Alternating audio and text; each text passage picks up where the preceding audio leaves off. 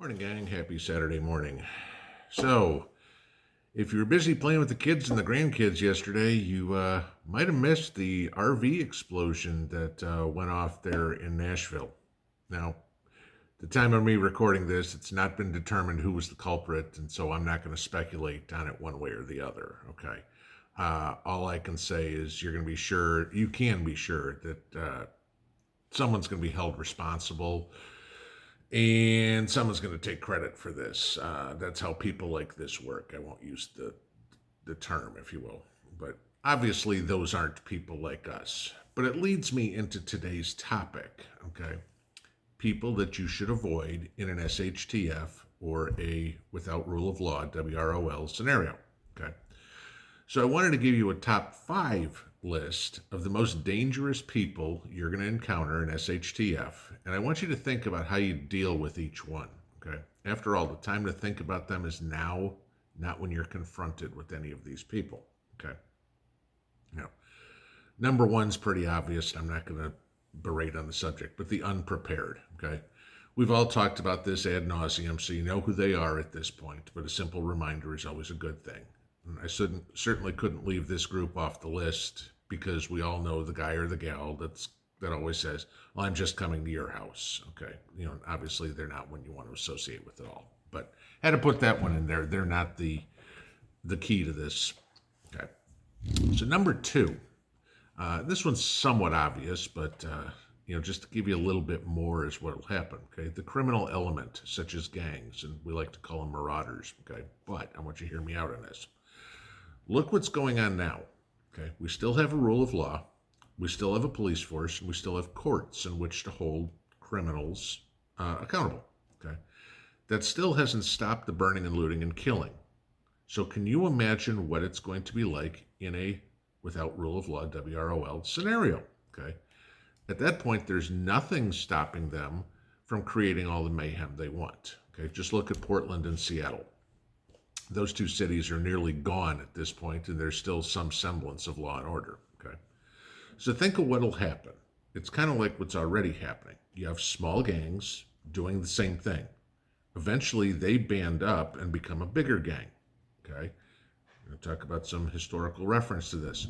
Look at the Bloods and the Crips in LA in the 80s. Okay, they were a bunch of small gangs that all joined forces to become huge gangs, nationwide, international gangs.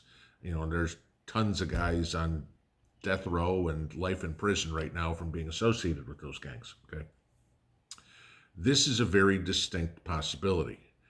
These groups are connected by the no morals, no respect for human life, what's yours is mine type mentality. Okay, they're going to become large and very dangerous very fast. Okay, you need to avoid these groups at all costs.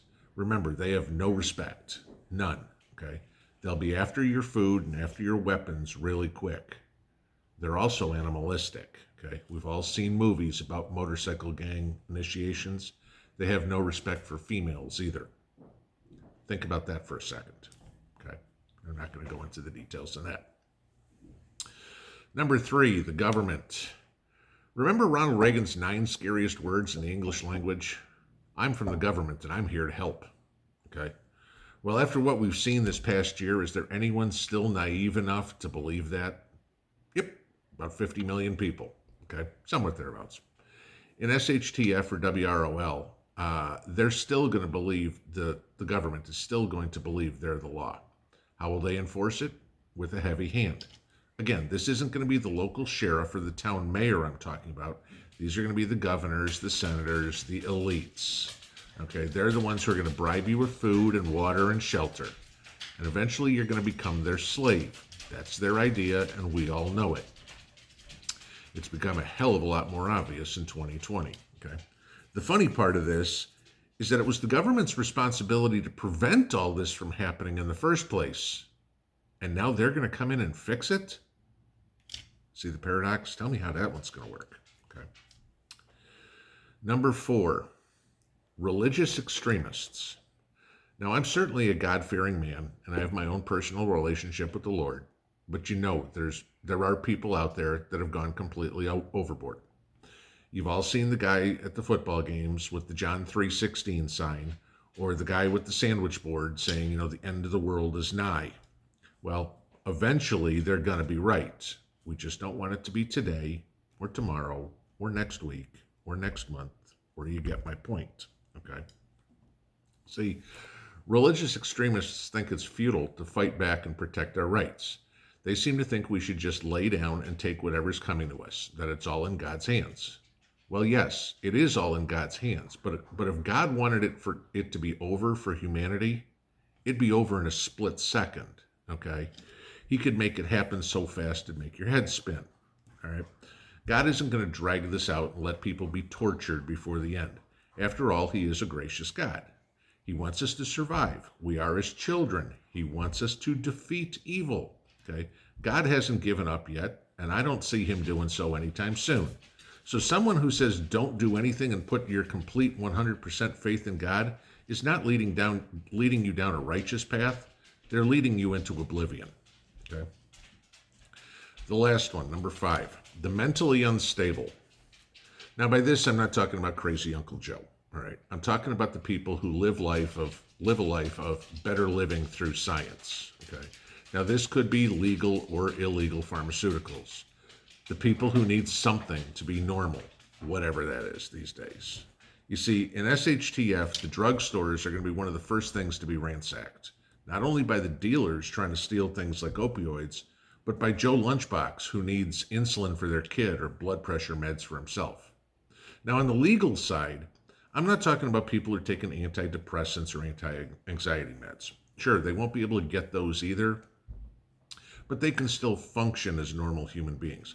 I'm talking about the people that are mentally unstable, seriously mentally ill. The medicines to help them maintain an even keel just aren't going to be available. Now, on the illegal side, sure, there's going to be a black market. There always is, there always will be. But think about this for a minute.